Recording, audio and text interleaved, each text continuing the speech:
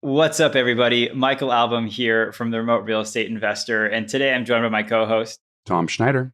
And today, Tom and I are going to be talking about why is real estate investing referred to as a passive activity and the benefits, some of the benefits that it yields referred to as passive income. We're going to be talking about how passive investing in real estate actually is. So let's get into it. All right, Tom, share with me a quick update about what's going on in your world. A little portfolio update, if you would. So I'd mentioned before building a little shed, a little office shed, bottom of the lot. It is coming along. Contractors are busy as all get up, but I have secured, I'm in line, I'm in the queue. I'm the next person in the queue for my concrete guy. And then for the contractor, actually going to putting it together, next in queue there. So this is a symphony of development. This is my first ground up development project, and it's just in the corner of my lot. But honestly, it's a good way to practice.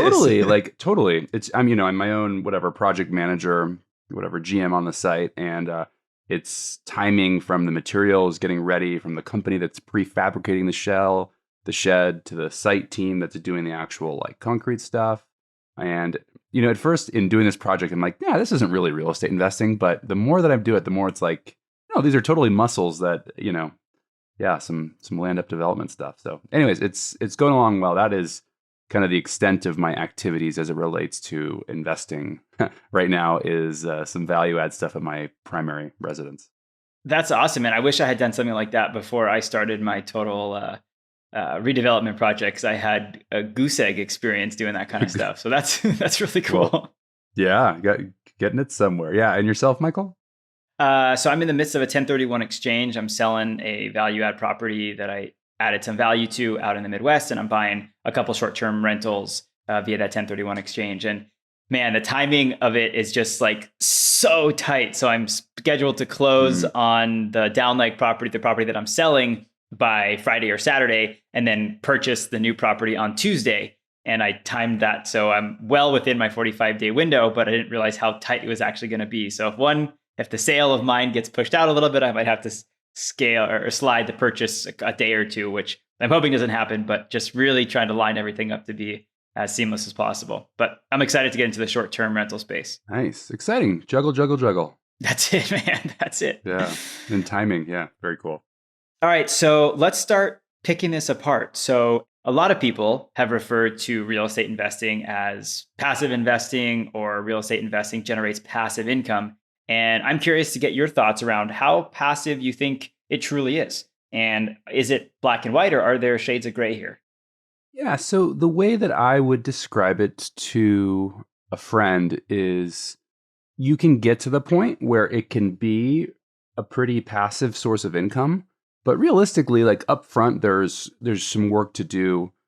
So in cycles of ownership of the property, there are going to be ones that are more busy. So when you're doing your acquisitions, I'm gonna spend a good amount of time evaluating properties, submitting offers, managing the transaction stuff, getting finance lined up. So in that upfront part of the process, definitely not an extremely passive process. And even up to the point, if you're buying it vacant and perhaps there's some renovation work that needs to be done, I'm going to poke my nose into that process, either managing contractors with my property manager or managing them directly. That's not a super passive process. And then going up into the tenanting process, where you're working with your property manager to set rent, where they are marketing the property. I'm at the point now with my property managers where I have an established relationship where I trust them to run with stuff. But getting off the ground, I'm a little bit more hands-on. So the other kind of property life cycle where it's time consuming is some construction thing comes up, and I will usually, with my property manager, set what's called a not to exceed limit, an NTE. Am I using that right? I think so. Yeah, Anyways, where if the cost, yeah, let's run with it. If the cost is above a certain dollar, I'll say, hey, I want to know about it. Like, this could be a repair or replace decision where I'd at least like to provide some input. I'll talk to you, the local property manager. The other high time commitment, not passive, is it repeats again, right? The tenant moves out, goes back into construction. So a property can be occupied for a long period of time that is relatively passive and not really doing a lot except for opening the proverbial mailbox and seeing the rent check come in.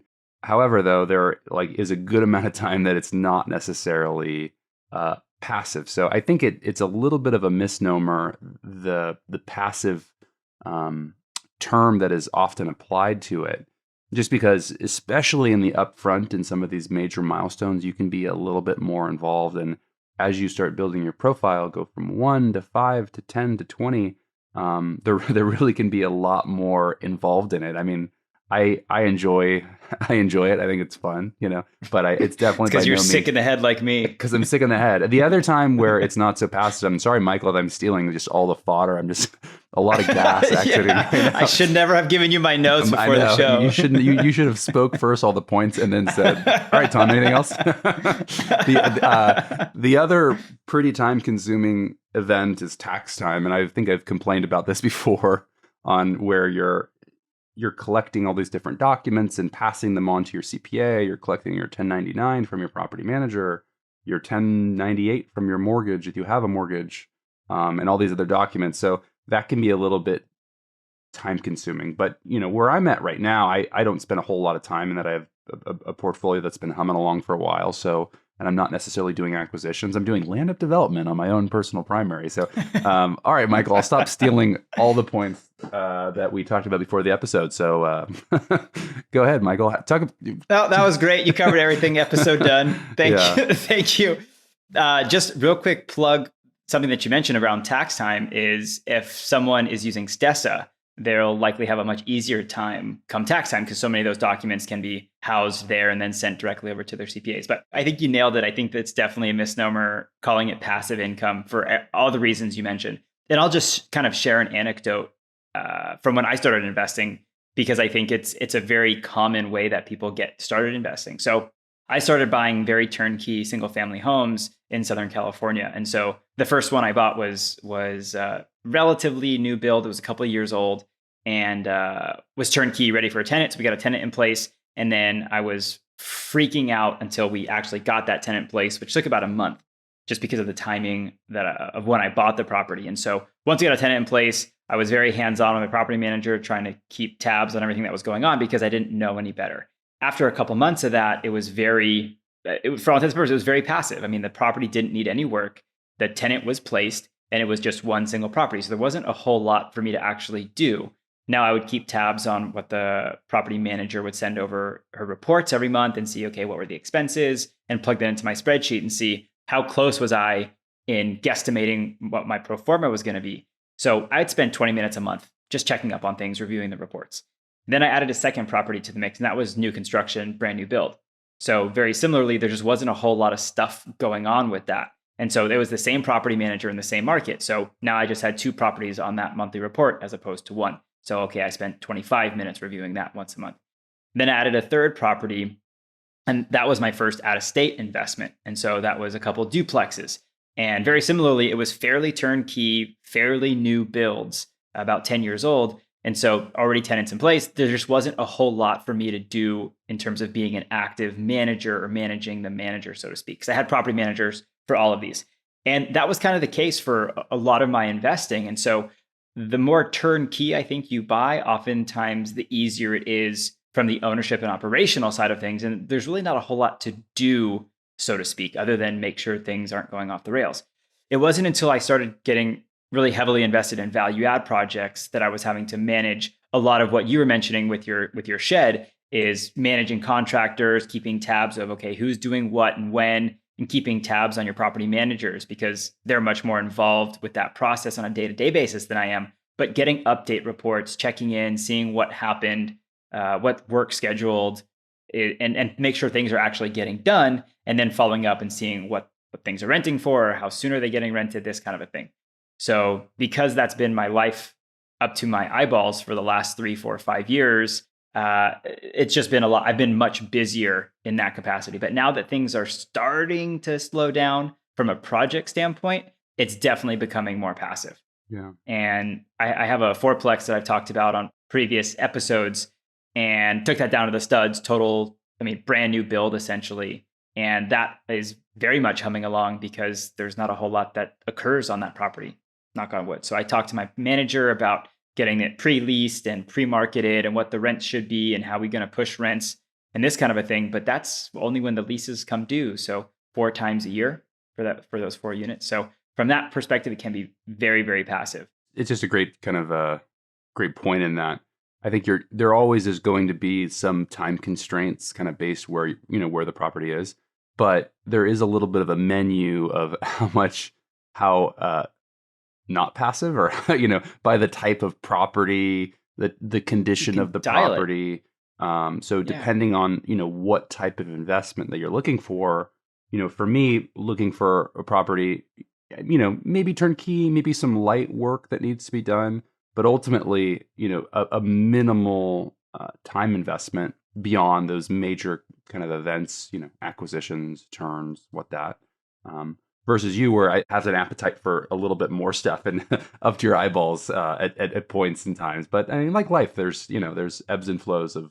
I was gonna say, I thought I had an appetite for it until I threw up, but that's neither here nor there. I think Michael Zuber says it really well too. He talks about regularly, and in his book, he talks about taking on all these value add projects. And in hindsight, he wished he just would have bought more turnkey.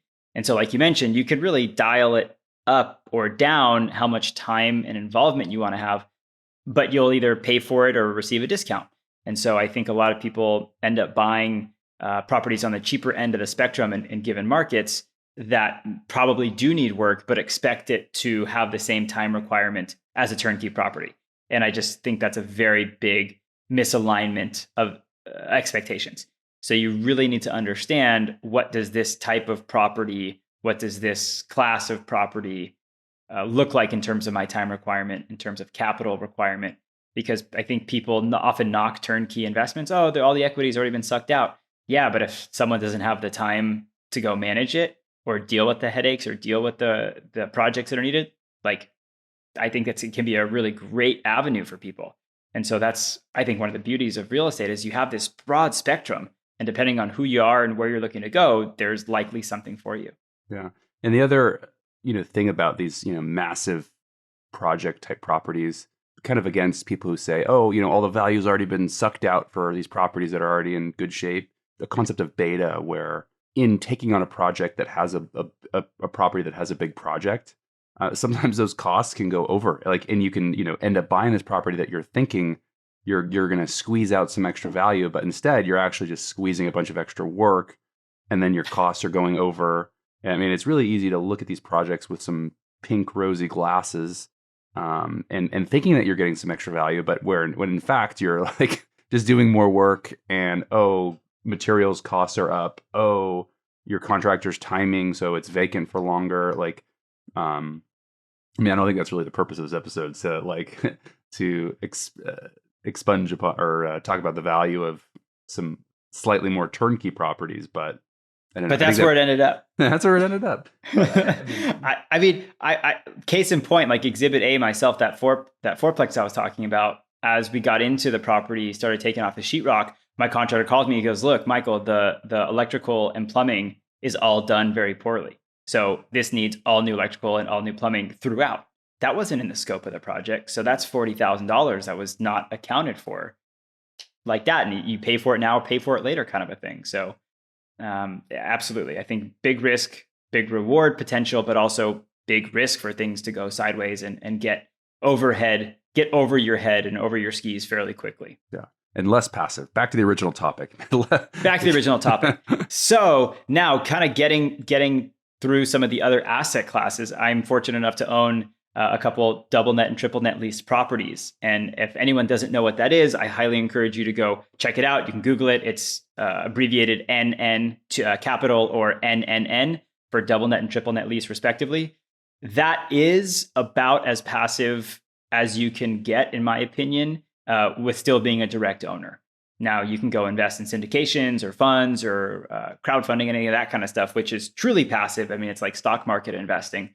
You set it and forget it type of a thing. You're not a decision maker. You don't get to decide when things are done, i.e. being a decision maker. But double net and triple net lease properties often come with very, very little landlord obligations or responsibilities, if any. And so that, in my opinion, is another definition of mailbox money. Yeah. And if somebody is interested, again, highly recommend going and check stuff out online about those. And those leases are almost always, commercial or kind of retail shop, right? Yeah. Exactly. Yeah. The CVS's, the Walgreens, the McDonald's, the Carl's Jr.'s, a lot of these companies will utilize triple net leases and not actually own the property. And so it's definitely a different beast, different asset class unto itself, but still within the real estate space. Future episode, throw it on the queue. Let's do it. Let's do it. And hopefully you can't hear the dog snoring next to me. It's calming. It's calming. Oh, good. Soothing. Awesome, Tom. Well, anything else before we get out of here? Nope. I think that's pretty good. I think we got it. Awesome. So takeaways, do your homework on the front end, do the legwork, get the train moving so that way it's easier on the back end.